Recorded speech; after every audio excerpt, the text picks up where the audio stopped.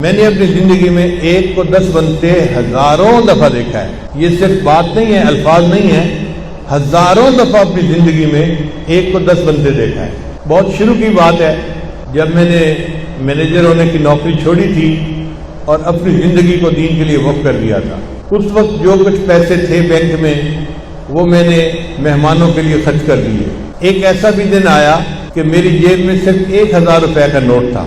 اس وقت ایک چھوٹا سا مہمان خانہ تھا ہمارے شہر والے گھر کے ساتھ. اس میں جماعت کے لوگ آتے تھے اور وہیں پہ ہم مجلس کرتے تھے. نہ مسجد تھی، نہ محل تھا، نہ یہ سارے نقشے تھے.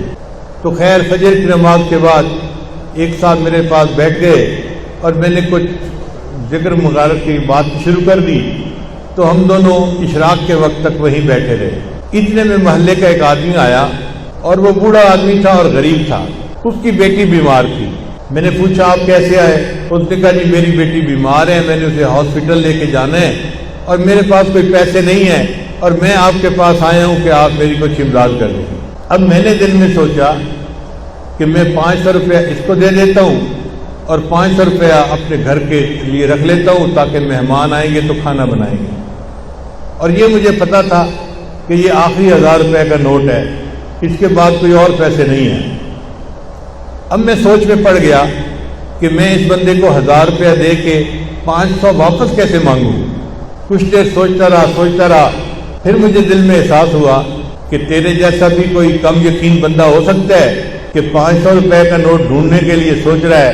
1000 کا 1000 دے دو، اللہ تجھے اور دے دے گا. لو جی، میں نے جیب میں ہاتھ ڈالا اس کی بات سن کے اور وہ 1000 روپے کا نوٹ تھا.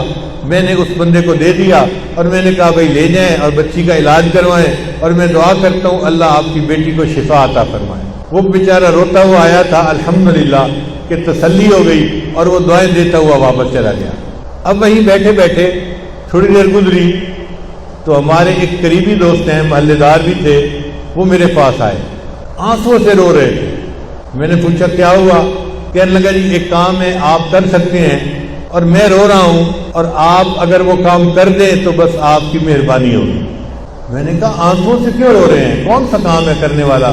آپ مجھے بتائیں. کہنے لگا جی کرنے والا کام یہ ہے کہ مجھے پتہ ہے آپ ہدیہ قبول نہیں کرتے. یہ وہ ابتدا کا زمانہ تھا جب مجھے ہدیہ قبول کرنا گولی لگتا تھا.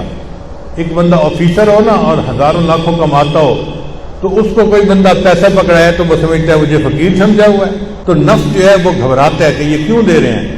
تو میں ابتدا میں بالکل پیسہ نہیں لیتا تھا. پھر کسی نے حضرت کو میری شکایت لگائی تو حضرت نے پھر مجھے سمجھایا کہ جب بغیر تمہارے اپنے ارادے کے اللہ کسی کو بھیجتا ہے تو وہ من جانب اللہ ہوتا ہے، تم اسے لے لیا کرو. تو بہرحال وہ ابتدائی زمانہ تھا تو وہ رونے لگ گیا. کہنے لگا جی میں نے کاروبار شروع کیا تھا اور میں نے نیت یہ کی تھی کہ پہلی ڈیل میں جو مجھے منافع ہوگا میں آپ کو دوں گا، یہاں سے میں ابتدا کروں گا اپنے کاروبار کی. اب آج میں وہ ہدیہ لے کے آیا ہوں اور آپ تو ہدیہ قبول نہیں کرتے. اگر آپ اس ہدیہ کو قبول کر لیں میں ساری زندگی آپ کا احسان مند رہوں گا.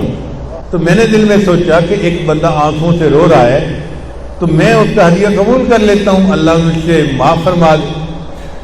چنانچہ میں نے اس سے ہدیہ لے لیا. وہ لفافے میں پیسے تھے، میں نے جیب میں ڈال لیے. پھر ہم نے اشراق کی نماز پڑھی، مراقبہ کیا اور مہمان چلے گئے. میں گھر آیا، گھر میں مجھے اہلیہ نے ناشتہ دیا.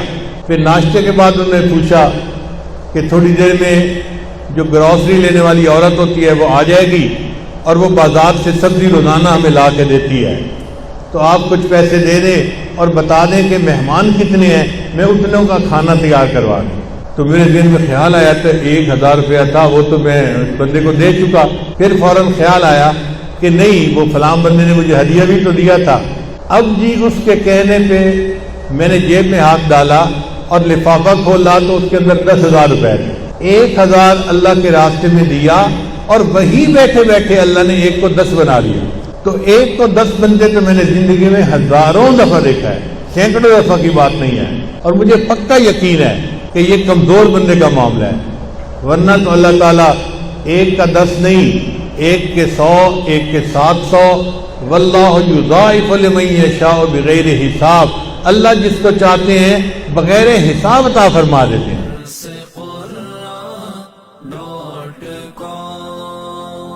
www.darsequran.com